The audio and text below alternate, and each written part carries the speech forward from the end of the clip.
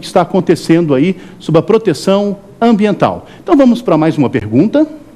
Professor, tendo em vista que a Constituição Federal proíbe a crueldade com os animais, o senhor poderia dar um exemplo de quais são os atos que são considerados como crueldade contra os animais? Também uma pergunta muito legal. Doutoras e doutores, nós falamos do artigo 225, parágrafo 1º, inciso de número 7. Ok? O que nós mencionamos nele? Que há uma preocupação com a função ecológica, com a crueldade contra os animais. E aí enquadra a caça profissional, enquadra a questão da pesca. Você não pode pescar, por exemplo, usando explosivos. Você não pode fazer a caça profissional. E quando a gente fala em crueldade contra os animais, é algo que, via de regra, nós vemos na mídia. Exemplo: as rinhas de galo, as brigas de galo. Nós tivemos leis estaduais, em alguns estados do Brasil, que aprovaram as rinhas, as brigas de galo, e foram declaradas inconstitucionais pelo Supremo Tribunal Federal. Por quê? Porque rinha de galo é uma crueldade contra aqueles animais. Um outro exemplo, a farra do boi. A farra do boi sempre foi tido como uma prática cultural, mas o STF, na década de 90, disse que a farra do boi é uma forma de crueldade contra os animais.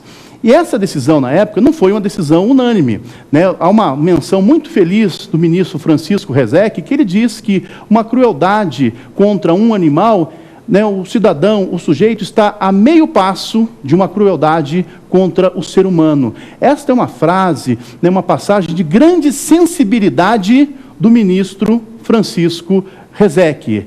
Pois bem, então é vedado a farra do boi e as rinhas de galo. O STF já apreciou e já considerou como sendo crueldade. Uma ótima pergunta, muito obrigado, né? Deu para a gente fazer uma reflexão aí sobre os animais. Afinal de contas, pensar em meio ambiente, pensar na vida, nós devemos também ter os nossos irmãos, os animais. Fazemos parte aí do meio ambiente, nós, seres humanos, mas não podemos jamais esquecer os animais.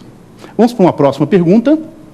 Professor, algumas atividades governamentais, como o Programa de Aceleração do Crescimento, devem realizar o estudo prévio do impacto ambiental?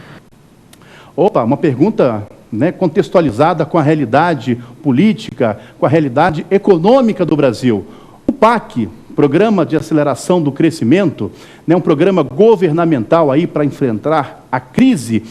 Todas as obras, todas as atividades do PAC que causam significativa degradação, significativo impacto ambiental, devem obrigatoriamente realizar o estudo prévio de impacto ambiental.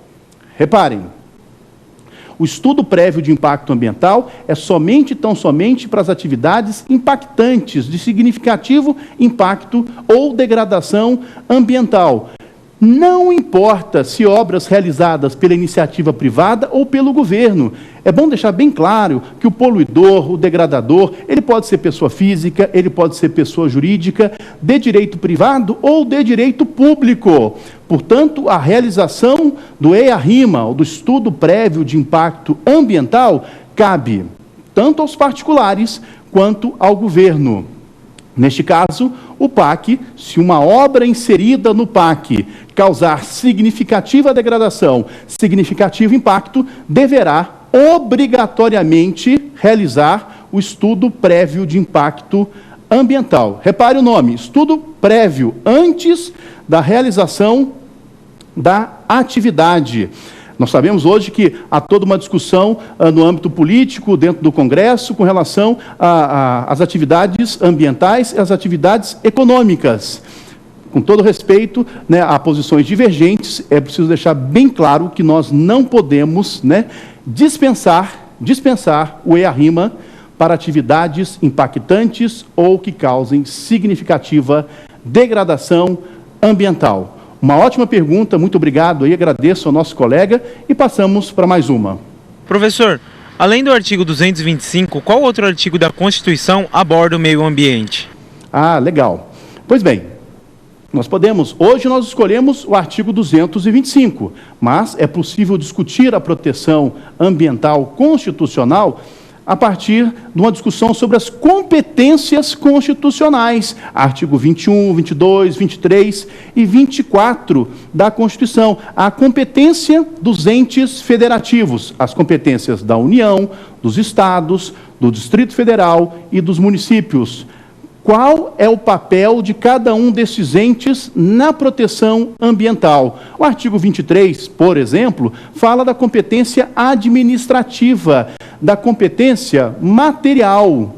O artigo 24 fala da competência concorrente entre União, estados e municípios para legislar sobre normas de proteção ao meio ambiente. Esse é um primeiro aspecto. Agora, o meio ambiente pode ser visto também lá no artigo 216, que, como já mencionamos, que fala da proteção cultural, do meio ambiente cultural. O artigo 216, parágrafo 1º, ele faz uma abordagem dos instrumentos de proteção cultural. São alguns exemplos para mostrar que a proteção ambiental aparece em outros momentos da Constituição, até mesmo lá no artigo 170, que fala das atividades econômicas, também faz menção no artigo 170, inciso de número 6, ao meio ambiente, ok? Bom, quero agradecer aí pelas perguntas que foram enviadas e agora passaremos para o nosso último bloco, o X da questão.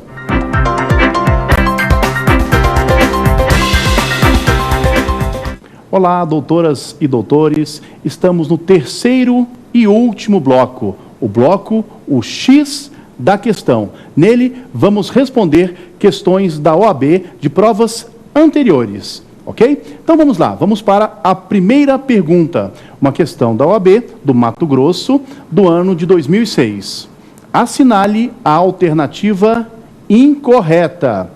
Assertiva A: a floresta amazônica brasileira, a Mata Atlântica, a Serra do Mar, o Pantanal mato-grossense e a zona costeira são patrimônio nacional e sua utilização far-se-á na forma da lei, dentro de condições que assegurem a preservação do meio ambiente, inclusive quanto ao uso dos recursos naturais. Queridos doutores e doutoras, queridos amigos e amigas, esta questão está correta. E por que ela está correta? Porque ela é uma transcrição do artigo 225, parágrafo 4º da Constituição. Isso mostra, né, que normalmente nas provas se extrai a norma, né, o artigo, o parágrafo ou o inciso se extrai e lança-se na prova que você irá realizar, ok? Então vamos para a alternativa B.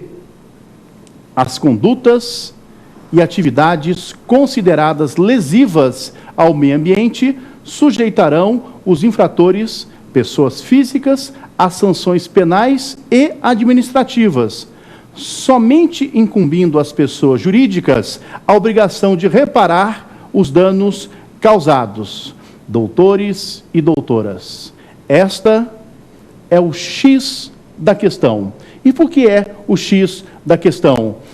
Da mesma forma, é uma transcrição do texto constitucional, do parágrafo 3º do artigo 225, porém, há incorreções. Que incorreções? A obrigação de reparar os danos causados ao meio ambiente é das pessoas físicas e das pessoas jurídicas. Ambos, pessoas físicas e jurídicas. Este é o erro desta questão da OAB, ok? Portanto, vai se aplicar as sanções penais e as sanções administrativas, independentemente da obrigação de reparar o dano causado. Dano causado por quem? Pelas pessoas físicas e pelas pessoas jurídicas. Portanto, a alternativa B é o X da questão.